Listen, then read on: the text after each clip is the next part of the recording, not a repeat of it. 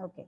Today we are going to start with the topic marginal costing. Remember that ये topic आपको अभी के लिए भी काम आएगा. If you are going for M.Com semester 1 में भी आपको ये काम आएगा. Okay. So be aware और बहुत ही सबसे easiest topic है ये. If you are aware about the formulas, it will be more easy for you. We are going to start with the theory also because if you are going to write objective question or short note, you must be aware about the theory, and if your theory is perfect, you can solve the sum very easily. So let us start with the marginal costing first. What is marginal costing? Marginal costing is a technique of costing. Now all of you must aware what is costing. Costing आपको सबको मालूम है, हमने वो पहले ही सीखा है.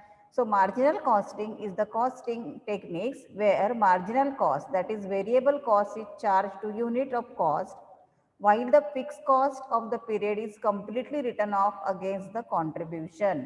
इस दूसरा क्या दिया है देखो, the term marginal costing implies additional cost involve in the producing extra unit of output. अभी यहाँ पे इसका सिंपल मीनिंग क्या है देखो. आप मार्जिनल कॉस्ट में अभी देखो हमने कॉस्ट शीट सीखा था. ओके, उसमें हमने क्या देखा था देखो, हमने प्राइम कॉस्ट देखा था, राइट. देन हमने फैक्ट्री कॉस्ट देखा था. यहाँ पे हमने कोई भी उसका बाइफर्केशन फिक्स्ड एंड वेरिएबल के बेसिस पे किया था क्या? नहीं, हमने ओवरहेड्स और कॉस्ट का bifurcation on the basis of function किया था. यानी जैसे प्राइम कॉस्ट में हमने लिया था सब डायरेक्ट एक्सपेंसेस प्रोडक्शन से रिलेटेड, फैक्ट्री कॉस्ट में हमने लिया था सब फैक्ट्री से रिलेटेड एक्सपेंसेस, एडमिनिस्ट्रेटिव में हमने लिया था ऑफिस से related expenses. So whether it is fixed और वेरिएबल, इट इज इमटेरियल, वो हमने ध्यान में नहीं रखा था. ओके, लेकिन अभी देखो यहाँ पे आपको ये जो मार्जिनल कॉस्टिंग की बात हम लोग जब करते हैं तब हम लोग यहाँ पे मेनली हमारा फोकस रहता है whether our cost is fix cost और वेरिएबल कॉस्ट. बिकॉज हमें in marginal costing it is assume that कि जो भी कॉस्ट बढ़ती है that is because of production, because of variable cost, क्योंकि fix cost always remain fix. So whether to buy और whether हम लोग खुद प्रोडक्शन करें या बाहर से परचेज करें या वेदर टू कितने में सेल करना है गुड्स, ये ऑल दिस डिसीजंस जो है, या कभी कभी कंपनी शट डाउन करनी है हमें, तो all this decisions are depend upon the variable cost. अगर हम लोग एटलीस्ट वेरिएबल कॉस्ट कवर करते हैं या फिक्स कॉस्ट कवर करते हैं, कितना कॉस्ट कवर कर सकते हैं वो यहाँ पे हमें देखना है. So marginal cost is basically depend on the condition that कि we are separating fixed cost and variable cost. हम लोग सेल जब चार्ज करने वाले हैं तो वेरिएबल कॉस्ट अलग से चार्ज करेंगे और फिक्स कॉस्ट अलग से चार्ज करेंगे.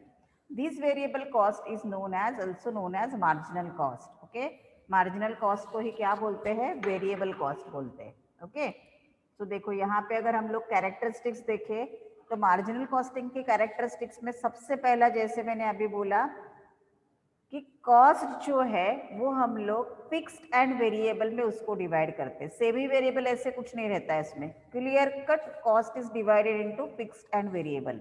अगर कोई सेमी वेरिएबल कॉस्ट है तो उस सेमी वेरिएबल कॉस्ट को उसमें से फिक्स का कॉस्ट जो है वो फिक्स में जाएगा और वेरिएबल पार्ट है तो वेरिएबल में जाएगा. वो कैसे करना है हम लोग प्रॉब्लम में देखेंगे, अभी उसके बारे में सोचने की जरूरत नहीं है. But only thing is important that यहाँ पे ध्यान रखना है कि मार्जिनल कॉस्टिंग का वन ऑफ द कैरेक्टरिस्टिक्स क्या है? Classification on the basis of fixed and variable cost के ऊपर क्लासिफिकेशन किया जाता है. देन वैल्यूएशन ऑफ कॉस्ट जो है वो किस तरीके से किया जाता है? नॉर्मली हम लोग कॉस्ट ऑफ प्रोडक्शन पे करते हैं. यहाँ पे मार्जिनल कॉस्ट कैलकुलेट करके उसके हिसाब से वैल्यूएशन ऑफ स्टॉक किया जाता है. मतलब नॉर्मल हम लोग कॉस्ट शीट में जैसे कॉस्ट ऑफ प्रोडक्शन निकालेंगे वैसे यहाँ पे नहीं आएगा. Profitability varies due to the change in the variable cost. Then ये next one is determination of price. Price affect होती है, अगर वेरिएबल कॉस्ट इंक्रीज होगी तो प्राइस ज्यादातर अफेक्ट होगी क्योंकि fix cost always remain fixed. So let us start with is advantages. Advantages क्या है मार्जिनल कॉस्टिंग में? मार्जिनल कॉस्टिंग में हम लोग इनकम स्टेटमेंट बनाते हैं तो it's very easy to understand. इसके वजह से हमारा रियल प्रॉफिट कितना है वो हमें मालूम पड़ जाता है. देन प्रॉफिट का प्लानिंग हम लोग फ्यूचर में कर सकते हैं. अगर वेरिएबल कॉस्ट जरूरत से ज्यादा है, variable cost we are showing it separately, okay. So अगर हम लोग सेपरेटली दिखा रहे हैं, क्योंकि fix cost is we can not control, okay, but when we are separating fix and variable cost, अगर वेरिएबल कॉस्ट जरूरत से ज्यादा है तो उसे कंट्रोल करना हमें पॉसिबल हो जाता है। It's a very simple technique, कोई भी कॉम्प्लिकेशन नहीं है उसमें। ये डिपेंड्स है, मैनेजर्स को रिपोर्टिंग करना है उसके बेसिस पे डिपेंड है, राइट। ये these are the some of the advantages of marginal costing. Whereas अगर हम लोग डिसएडवांटेजेस की बात करें तो डिसएडवांटेजेस में सबसे पहला डिसएडवांटेज ये है कि difficult to analyse the overheads. जैसे मैंने अभी बोला कि मार्जिनल कॉस्टिंग में overheads are classified as fix cost and variable cost, लेकिन some of the expenses may like that we cannot classify them as whether it is fixed or variable. So sometimes it is very difficult to classify them because some of the expenses are semi variable expenses. So how much part will be the going to the fixed cost and how much will be in the variable cost, it is classification is very difficult. Time element ignore in marginal costing, time element is not consider, मतलब after 5 years मिलने वाला है, 2 years मिलने वाला है, time value is not consider here. Then difficult in fixation of price, price fix करने के लिए मे बी डिफिकल्ट हो सकता है, एज फिक्स कॉस्ट कभी कभी बढ़ सकती है, या कभी कभी वेरिएबल कॉस्ट का कैलकुलेशन अगर हमारा गलत हो गया, so fixation of price will become more difficult. Then unreliable stock valuation, it is depend upon the variable cost, so it will be unreliable stock valuation. Stock valuation करते समय पूरा cost of production होना चाहिए। Then loss of stock का अगर हम लोग claim करने जाएंगे तो प्रॉपर स्टॉक का वैल्यूएशन हमें नहीं मिलता है। इन केस ऑफ इंश्योरेंस अगर हमें क्लेम करना है स्टॉक का कितना लॉस हुआ है तो उसका वैल्यूएशन कम होने के चांसेस भी है। These are the disadvantages. अभी अगर हम लोग यहाँ से आगे ध्यान रखो, अगर हमें मार्जिनल कॉस्टिंग को ध्यान में रखना है तो कुछ इंपॉर्टेंट कंसेप्ट उसमें से मालूम होना जरूरी है, जिसमें से पहला है फिक्स कॉस्ट, जो हमने ऑलरेडी क्लासिफिकेशन ऑफ कॉस्ट में सीखा है। Let's be repeat it.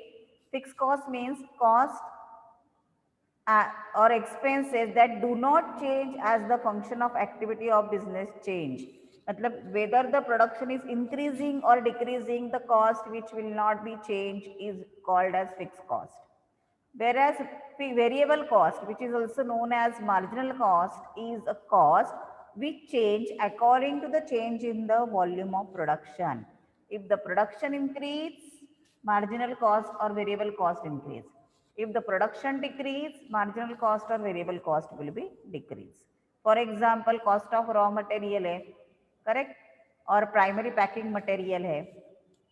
Then contribution. Now always remember that contribution is the difference between sales and variable or marginal cost. मतलब सेल्स में से अगर हम लोग वेरिएबल कॉस्ट माइनस करते हैं तो जो बचता है उसे हम लोग बोलते हैं मार्जिनल कॉस्ट, ओके, सॉरी उसे बोलते हैं हम लोग कंट्रीब्यूशन, ओके।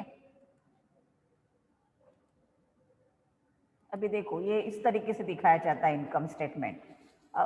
ये हमें हमेशा मार्जिनल कॉस्टिंग के प्रॉब्लम में करना रहेगा। Sales less variable cost that is equal to contribution. From contribution, when we are going to less fixed cost, we will get the profit. Okay, what next? Let us see in detail the contribution. Now contribution can be calculated with a different way. Contribution is a difference between sales and variable cost, that also we are seen in this formula. देखो यहाँ पे contribution equal to, अगर सीधा जाएंगे तो sales minus variable cost equal to contribution, उल्टा जाएंगे तो profit plus fix cost equal to contribution, correct. Then देखो contribution equal to sales minus variable cost, और कंट्रीब्यूशन का दूसरा फॉर्मूला है सेल्स माइनस वेरिएबल कॉस्ट। अगर पर यूनिट निकालना है तो selling price per unit minus variable cost per unit.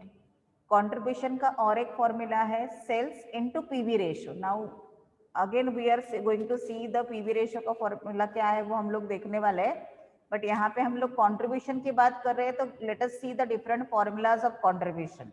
Contribution equal to sales into PV ratio, contribution also equal to fixed cost plus profit. इसमें ये हो गया. Next अभी देखते हैं हम लोग. Next is about PV ratio, profit volume ratio. What profit volume ratio is called as contribution ratio or marginal ratio. It is a relationship of contribution to sales. ये contribution और sales का relation है. Okay. So what is PV ratio? PV ratio का formula क्या है? Contribution upon sales. Normally it is shows in the percentage. So contribution upon sales into 100. Okay. दूसरा formula है, अगर आपको कंट्रीब्यूशन सेपरेटली नहीं दिया है तो you can write sales minus variable cost upon sales into 100. Okay. और fix cost plus profit upon sales, यही हमने कंट्रीब्यूशन के अलग अलग फॉर्मूले यूज किए. इसके लिए आपको फर्स्ट और लास्ट ध्यान में रखना है. देखो पहला फॉर्मूला है आपका ये वाला, PV ratio equal to contribution upon sales, percentage में निकालते समय मल्टीप्लाई बाय 100 करते हैं. और दूसरा ये आपको याद रखना है, PV ratio equal to change in profit upon change in sales into 100. That is formula for PV ratios. Okay. Now next concept is break even point. Now what is break even point? Break even point is a situation where there is no profit no loss. ऐसी situation जहां पे कोई भी profit और loss नहीं आएगा. Point of intersection अगर आप देखोगे तो देखो ये ग्रीन और येलो एरिया दिख रहा है आपको. एक जो लाइन है देखो यहाँ पे, एक जो लाइन है वो प्रॉफिट की है और एक जो लाइन है वो रेवेन्यू, सॉरी एक जो लाइन है वो कॉस्ट की है और दूसरी जो है रेवेन्यू की.